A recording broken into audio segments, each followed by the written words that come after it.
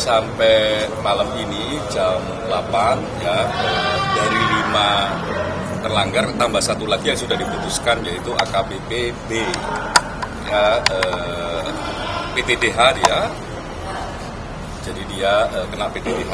Yang satunya AKPM masih proses, masih pemeriksaan saksi-saksi, kurang lebih jumlahnya masih banyak, 16 orang. Ini masih cukup lama.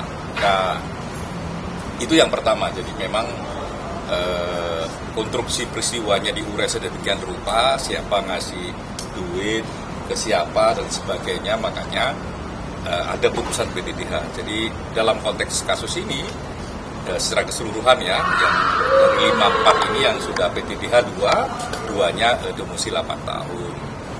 Nah, yang penting memang sekali lagi kerja-kerja pemeriksaan ya, sampai juga bisa menghadirkan orang yang membawa duit dan ngasih duit, itu menurut kami yaitu satu prestasi, karena memang tidak mudah untuk membawa orang di pemeriksaan bukan anggota. Ya, ada juga yang nggak mau datang tapi ngasih keterangan tertulis. Nah, itu menurut kami penting dan prestasi. Nah, terkait pengembangan kasus ini ya, soal pidananya ya, akan ada LP pidana yang juga masuk ke polisi, itu sedang berproses dan kami harap memang bisa cepat. Kenapa bisa cepat? Karena sebenarnya konstruksi peristiwanya sudah mulai terurai dengan baik. Jadi kerja-kerja Paminal, kerja-kerja Sidang KKIP itu sudah bisa memberikan konstruksi bangunan bagaimana basis ceritanya. Jadi kalau ada proses pidana, ya tinggal nambahin maksimal 40% itu sudah bisa jalan. Sehingga ya kita berharap pidananya yang sudah ada LP-nya bisa segera jalan. Gitu. Keterlibatan menarik. Ya. Saya ini menarik, AKBPG dan AKBPB itu kan merupakan mantan Kasatgas ya. Karena AKBPG hanya dideteksi 6 tahun, 8 tahun. Ya. Kemudian AKBPB justru kena PTDH. Apa yang membuat AKBPB terkena sanksi berat? Apakah aktif yang paling berasa adalah ya memang ini soal penerimaan duit ya. Penerimaan duit itu tidak sekedar soal jumlah ya, tapi ini mengganggu proses atau tidak, itu yang paling penting. Yang kedua, dalam proses penegakan hukum sendiri yang AKBPG kan prosesnya juga jalan sampai P19 dan katanya hari ini P21 ya, itu juga mungkin jadi pertimbangan. Jadi sebagai kewajiban penegakan hukum itu berjalan, berbeda dengan mungkin yang sebelumnya, pejabat yang sebelumnya yang nggak jalan-jalan ini kasus. Nah, mungkin kami nggak tahu persis apa kebatinan yang ada di majelis etik, tapi kalau kami melihat langsung prosesnya, kira-kira itu yang terjadi. Artinya di dalam persidangan itu nampak sekali intervensi yang dilakukan oleh AKBPB sehingga dia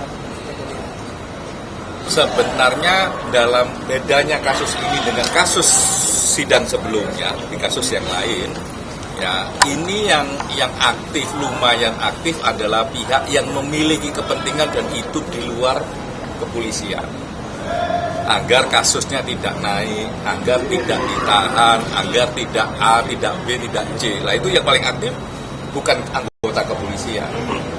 Nah, oleh karenanya kalau pertanyaannya tadi apakah yang B lebih aktif atau tidak aktif, sebenarnya yang paling aktif di luar struktur kepolisian. Dan tapi yang di luar malah tidak hadir ya Pak, yang tadi yang salah satu yang pegang kuasanya tidak hadir di pemeriksaan. Pak, totalnya berapa sih Pak kalau bisa dikasih tahu? Banding, semuanya banding. Totalnya Pak, kan banyak beredar, ada yang 20 miliar, sekian miliar. Untuk kisarannya saja. Kisarannya saja untuk AKBPB itu berapa sih Pak? Menerima berapa? Kurang lebih ya, tidak jauh dari angka yang beredar terakhir di publik. Berapa Pak? Jadi bukan awal-awal yang 20, 5, 17, macam-macam, angkanya seperti angka ya 100 lebih lah. Nah, 100. apakah itu angka yang benar ataukah tidak, ya bisa diklarifikasi kembali. Tapi angka yang muncul dalam diskursi di sidang kayak begitu. Nah, mana yang benar, ya sayangnya memang pihak yang ngasih dan sebagainya nggak datang. Kalau datang kan bisa dikonfirmasi. Ya, pengakuan AKBPB itu uang itu digunakan untuk apa?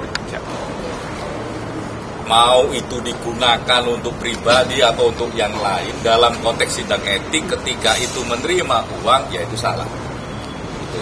Dan yang menarik memang diurai tadi di proses pemeriksaan, ini duitnya untuk apa. Orang boleh beralibi, tapi diuji alibinya sama majelis etik.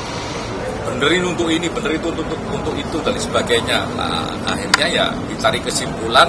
Makanya ada yang PTDH, ada yang emosi 8 tahun. Menurut saya ini proses yang menarik, proses yang baik. Apalagi bisa menghadirkan orang yang membawa duitnya. Ini membawa duitnya tadi diperiksa, ya ini duitnya dikasih ke sini, ketemu ini di ruangan ini, dan dia yang ngomong, bukan anggota polisi. Dan itu menurut saya prestasi yang oke di proses ini.